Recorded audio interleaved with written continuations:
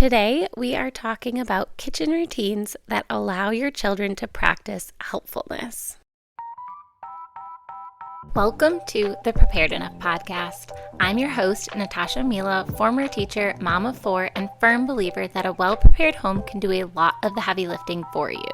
In this podcast, we'll explore ways to design organized, intentional spaces and rhythms that build your child's responsibility and bring more ease into your day.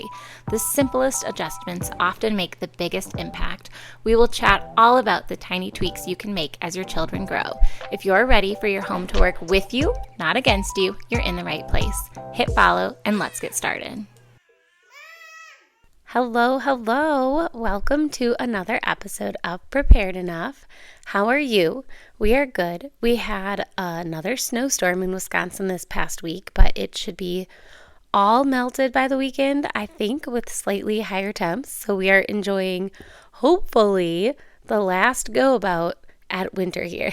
Our tulips are growing up through the snow and the earth knows what's up. So spring must be on its way, right? Every year when Easter's like this close and I see in the stores all these cute spring dresses come about, I want to buy them and wear them. And I want to buy them for my girls. And like 99% of the years we end up wearing winter jackets. So that's fine. But I swear, if there was any hope comparable to the hope we should have in the resurrection, it is the hope of Midwestern women buying spring dresses to wear on Easter. Joking. Okay. So it is mid-March here, and on this podcast, we are still talking about the kitchen. 2 weeks ago, we kind of walked through creating a lower kitchen cabinet for young children, and this week, we are going to tackle talking about 5 helpful routines in the kitchen and a bit about how those can grow with your children. I apologize again in advance. I seriously have had a scratchy throat for 3 weeks now. It's ridiculous. So I still sound scratchy. So I'm apologizing, but it is what it is, I guess. I can't do anything about it. So throughout this episode, I'm not going to place specific ages on things when I talk about kind of how you can maybe grow some of these kitchen routines with your children. I have a really hard time doing that because the ages just really depend on the child and how they've been raised so far and what has been expected and their personality. And so I'm just going to tell you generally how different routines can kind of grow with your children, give you a couple ideas, and you can place your own child where you think they are, where they're capable on that scale. Okay, and also normally I write up the podcast episodes a little bit better than I did this week. I just ran out of time and I was supposed to get this out on Wednesday and here we are on Friday. I just ran out of time and I scribbled the bare minimum down before popping on this microphone to record. So usually that means nothing too horrible, so we're rolling with it. But if I have to backtrack on any thoughts, please, again, forgive me in advance. I'm just going to ask I'm going to apologize in advance for apparently everything today. Okay. Here she goes. So the 5 routines we are going to talk about, 1, setting the table, 2, clearing the table after meals, 3, getting water, 4, getting snacks, 5, the dishes. I chose not to include cooking contributions into this episode because 1, I am personally bad at including my kids in cooking, and 2, I do feel like it's a more difficult area to allow children to regularly be contributing with for many families with children of multiple ages. So I don't think this is a reason not to involve your kids with cooking. I think you should absolutely involve your kids in cooking. And whenever I do that, whenever I involve my kids better with cooking, it turns out way better than I expected. And we have a far more wonderful time together than I was ever expecting. So I do just think this topic is more sometimes they help here, sometimes they help there. It kind of goes all over the place. And so it's not necessarily, and maybe in your house, you do a lot better at this or maybe you homeschool so your kids are home more or whatever your scenario might be. I just think for some people, it's not necessarily a daily routine kind of thing. And it's more like when they want to help, we involve them and stuff like that. So we're going to skip it skip the cooking for today, but I'll go through these 5 different routines that I just listed before and give a few ideas on how you can progress helpfulness depending on the age and ability of your young child. But skipping over the cooking only for the fact that it sometimes for a lot of people isn't necessarily like a everyday routine. Okay. Some of these routines are, of course, a little more involved than others, but all of these are kitchen routines that are separate from cooking that can be, one, a great way for your children to help out and practice helping out in the kitchen, like before really getting into the bigger parts of cooking. And 2, can be a really big sanity saver for you as the parent, because we all know how many hours each day we spend walking around our kitchens, doing stuff in our kitchens. I do really believe that the kitchen is a great place to teach contribution in your family, because meals and snacks happen like so many times in a day, and each meal has a natural start and end point, and this kind of contribution can be built into those routines like really easily from a young age, because everybody's eating meals all the time, right? It's something that happens every single day. No matter what, you're going to eat something, right? I also wanted to note that I often have higher expectations for my kids in the summer when it comes to contributing generally around the house. And during the school year, I kind of let them slack off a little bit. This is solely a matter of time. And sometimes I just have to wait to teach a new skill until we have time to better practice the beginning parts of that skill in the summer months. I say this not because I think you should do it. I say this because I actually kind of don't like that I do this. And maybe you're like me and you do the same thing. I want to change this is kind of what I'm saying. I just noticed that by spring, which is spring right now, and I noticed by spring here, my kids have gotten super lax on their home contributions. They have gotten lazy, and I get more angry, and we're just kind of all done with it. And none of it is very helpful to our family unit. And every year it gives big brownie points to homeschooling families. I'm always like, maybe we should homeschool so that my kids are home more so they can remember how to do all these things. But we are currently public school dwellers, but we are never opposed to other schooling options. It's just a matter of choice year by year. But okay, moving on to these 5 routines. So we will start with setting the table. So here are some ideas on how you can progress helpfulness for setting the table. Start with one item. So maybe it's just napkins or just silverware or just placing everyone's water bottles in their table spots. Consider starting by placing the item or items on the table and eventually progressing to another item, etc. And then asking them to help put those items into their proper locations. You might start here, and then after like a short while, or when they can reach and carry all the items, then you can kind of have your child begin to go get all the items in addition to setting their table spots. Once they get to the point where you can start telling them the amount of forks needed, so like once they get to this point, you can kind of start, once they get to the point where they're like setting the table, then you can start telling them like, oh, we'll need napkins today and 6 forks, 1 for each person, 1 napkin for each person and 1 fork for each person. There are 6 people, and eventually you can say things like, we're going to have soup and dad won't be home for dinner tonight, and let them kind of figure out what's needed. So this is good practice for the skill of kind of seeing what's needed and figuring out how they can make that work for what the dinner is and stuff and how many people are going to be there. As they get a little bit older, maybe like 3, 4-ish, they can start to fold napkins. Older kids can definitely be bringing plated plates to the table, like carrying it with food on it and putting them in table spots. And even older children can begin to help by first serving their own food and maybe then moving on to helping serve other people in the family their food.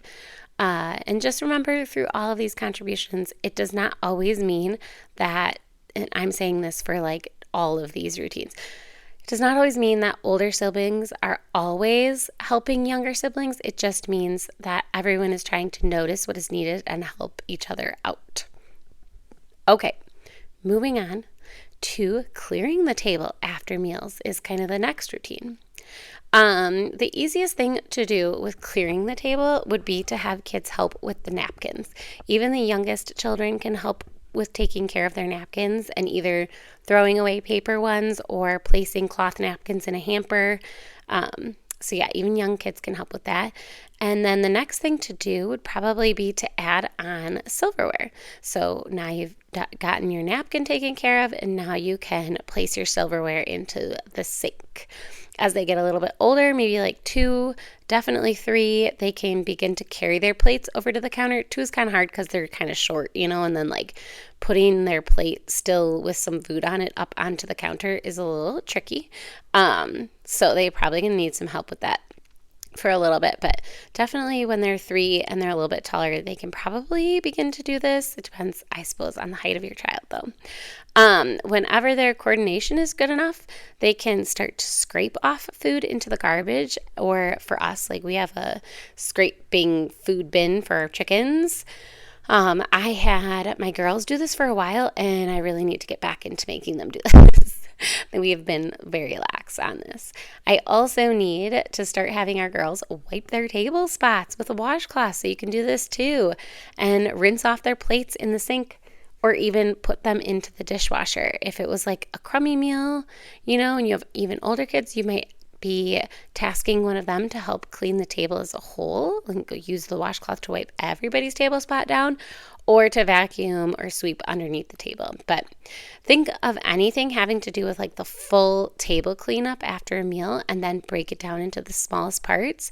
And maybe you can have, maybe you have some of those other tasks at your house, like wiping down the chairs or a bench or filling up water bottles, things like that. All those can be broken down into extra jobs, but building that confidence and independence with young children starts really simple, and it really just starts with their own items at dinner and stuff like that, or any meal.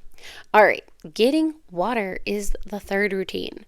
This one is super easy. Do you use water bottles or cups in your house? We use water bottles, so I'm going to speak to that here. But if you use cups, your job is probably going to be easier to teach the skills to fill up a cup, but it's going to be more challenging for teaching the skills needed to place the cup in places where it won't get spilled, and or the skills needed for cleaning up said spills. But okay, so I'm going to talk to the water bottles. So filling up water bottles can be started before the child has an ability to actually fill up a water bottle. So I'd highly recommend a water bottle, quote unquote, station, aka like a spot where everyone keeps their waters. We like to keep them right on our kitchen table. It drives my husband a little crazy, but because they're like right out in the open. So some people, probably people that my husband would like to live with better. No, I'm just kidding. Keep them a little more hidden. But generally, somewhere in the kitchen is probably a good idea. It just helps keep track of them, so you're not trying to find water bottles every time someone needs a drink, and then always feeling like you have to fill them up right when you're about to sit down to eat, and your food's getting cold, and you're frustrated and stuff like that. So generally in the kitchen is probably not a bad idea. So anyway, water bottle care can start with the kids keeping their water bottles in this spot. And if they remove their water bottle from the spot to bring to a location where they're like playing or whatever they're doing, then they have all of the responsibility to bring their water back to the table at mealtime. If a child needs their water bottle filled up before they know how to open up the bottle to fill it, they can place the water bottle over by the sink and then go ask the adult to fill up the water bottle when the adult gets a chance, Like, oh, I put my water bottle, hey mom, I put my water bottle over by the sink, I need it filled, right? And then the adult will return the water bottle to the water bottle station when it's full. Of course, once a child can do the filling of the water bottle themselves, they just pull up a stool, open their water bottle, and fill it up. They might have to ask an adult for tightening on the lid for a little bit of time, but otherwise that task is almost all the way independent even once they can just open up their water bottle, basically. So that's that on the water, easy peasy. And last thing is this the last thing? No, we have two more. Dishes is the last thing. The next thing is snacks. Okay, getting snacks. Snack cabinet, snack cabinet, snack cabinet. I repeat, snack cabinet. Guys, just make a cabinet with all the snacks that you are okay with your children having. I have an episode on this already. I said this during the last episode, so I will link to that in the show notes. But in my opinion, if you can have a space where there are already snacks in an organized fashion, then you can just go in there and grab what they'd like after they ask for. They can just go in there and grab what they'd like after they ask you if they can have a snack. You should have very minimal work from a very early age. Of course, it's going to be more involved if you are somebody who really likes to have like not prepackaged snacks or, like cut up fruit instead or something like that. Then those are going to require a little more work from you for a longer period of time. But, and also, obviously, with like little 1-year-olds and even like 2-year-olds, you're going to have to help a bit more. Like when they get to be about 3 or so, they can start to open packaging. And if they have a hard time opening packaging, they can learn to use little kid scissors and cut it open if needed once they're about 3, You might even consider keeping those scissors near the snacks and out of reach of any like 1-year-olds, like kids you definitely don't want to have the scissors. But once the child can open, so then they're going to be cutting their own snacks open or ripping them open how they need to in the packaging. And once they can open the refrigerator, a whole new world of getting your own snack is available. Now you can keep snacks low in the fridge, things like cheeses, small oranges, what are those called? Clementines, small apples, and they can learn to peel their own clementines and eat their apple and put the core where it needs to be and peel the cheeses open and stuff like that. I try in our house to have the snack foods be not too messy so that I just don't have to clean up another kitchen mess.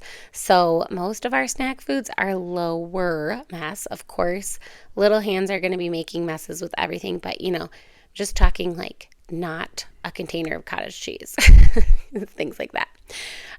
As your kids get older, they might even be able to help cut up snack items with appropriate knife skills.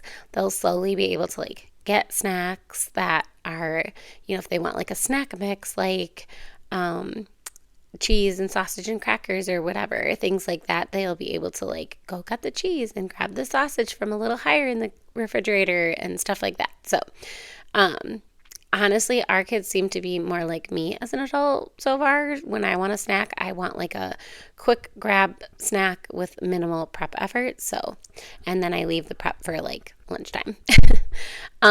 Now, don't forget that the cleanup of the snack has to happen, and so they can help with that part of getting a snack from the get-go too. Like when they're little, I'm saying from the get-go. Wrappers into the trash, leftovers onto the counter, whatever your rules are, they can help when they're super tiny. All right, last but not least, the dishes. This is kind of like the last routine that if you can do these 5 routines with your kids and have them start helping in these areas, you're going to feel like your work in the kitchen was cut back a lot. Okay. So we briefly talked about kids doing dishes in the clearing your table spot section, but I'll just expand a tiny little bit. So we were really bad at this in our house. So this is me preaching, do as I say and not as I do, apparently. So we are really in need of some summertime improvements here, big time. So the only part of the dishes that little kids, ages like 1 to 2, are probably going to be able to help with is putting the dishes away after they're clean, especially if they have like a lower cabinet that they can reach where all the kid dishes and stuff are. They can help you unload that dishwasher or the dish rack if you're washing dishes and whatnot. But yeah, start by handing them one dish at a time for their lower cabinet, and they'll kind of run to go put it away and then come back for another one. And at some point, they'll start grabbing them from the dishwasher themselves, because they can see, oh, these dishes are mine and I need to put these away too. And then older kids can help with unloading more than just the kid cabinet, plates and silverware and whatnot. Other skills as kids are capable would include what we kind of already talked about, where we said scraping plates into a container or the garbage, rinsing plates with a stool at the sink, placing plates into the dishwasher, and you could even start by just having them put their silverware into the dishwasher and then eventually work up to all of their dishes. Washing any dishes that can't go in the dishwasher. I hear kids really love to play in the water. I have only let my oldest daughter wash our dishes like one time because I actually like to do the dishes. But I should probably let her do this more so that she learns the skill. Okay. Anyway, that is pretty much it to those 5 routines. So we chatted about 1, setting the table, 2, clearing the table after meals, 3, getting waters, and 4, getting snacks, and 5, doing the dishes. And again, if you do those 5 routines, have your kids help in tiny ways, and just kind of make some changes to have your kids start helping in little ways. This is going to make such a big difference for the way your day runs. The last a couple of things I just wanted to touch on and make a comment about. Teaching kids reset and care habits happens everywhere around the house, but the kitchen is just a really good spot for it. And so just like remembering it's the little things that make a really big difference. Like if your child uses the stool, make sure they're putting that stool back when they're done. Make sure if they're getting silverware out of a drawer that they're closing the drawer after they've grabbed something out of it. Things like this are so important for each child's responsibility inside the home as part of the family, and it's really just going to make you less aggravated too as the parent. And then that we briefly mentioned the executive functioning skills, like when we were like, oh, let's see how many people are in our family, see how many people are going to be home for dinner and what we're having, and then you can figure out what we need on the table. Those are all like higher level executive functioning skills, and those improve as kids get older. So they're learning this naturally as they go about these routines, but you can also make notes to them. Things like, oh, let's look what's missing before, you are done setting the table. Is there anything missing that you haven't found yet? Instead of just like saying, oh, you forgot to put a knife out for the butter or whatever. Noticing when something is like running out, like, oh, the ranch looks, really low. What do you think? Do you think we should be getting another ranch from the basement before the meal? Seeing kind of like how you can help your kids see what is needed, like you're kind of just basically saying what you would be thinking as an adult and noting it to them so that they can start to see that it's, the thought process in the kitchen. Okay, generally, consistency of a child's actions matters more than a child's enthusiasm when it comes to rhythms like this. I don't know. I have no idea that's like factually true. That's just an opinion of mine, it seems. But they might moan and groan occasionally, but I still think they're building good habits even when they don't love it. Routines are also fun because it's just like there's no asking or bargaining when it comes to a routine. Routines just happen. They're just expected. And so it kind of removes a lot of that adult nagging and makes the expectations very clear, which just makes it more likely that a child's going to be successful when they're trying to help inside of a routine instead of like a random helpful act. The hardest thing for me personally when it comes to allowing our kids to help is letting go of the perfectionism and messes. I do not do a great job of always being like, oh, it's okay, and moving on if something spills or like food falls off their table. Because, honestly, it's like, I'm fine saying that the first 3 days, but when it happens 7 days in a row, it gets really frustrating, right? But that would be an ideal scenario for me to have more chill for continuing a child's motivation on the task, being like, wow, I'm so proud that you brought that over to the counter. Anyway, I'm not very good at that, so maybe you can be better. Anyway, all in all, ask yourself if there are any extra tiny tasks that your kids can easily do in your daily kitchen routines. Give them one of those tasks today, because really, if there's a tiny task that they can do, there's really not a whole lot of good excuses for the holdup. So I will apparently be encouraging my kids to do more than just bring their plates to the counter. We will be scraping our plates off and maybe even rinsing them with a stool. We really should be doing all those things. So this is me making myself kind of accountable. All right, I'm not having excuses anymore.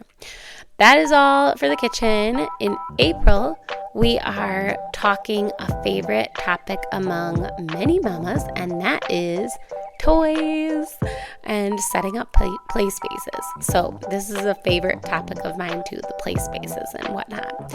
Okay, so we will see you in April, before Easter. I think before Easter.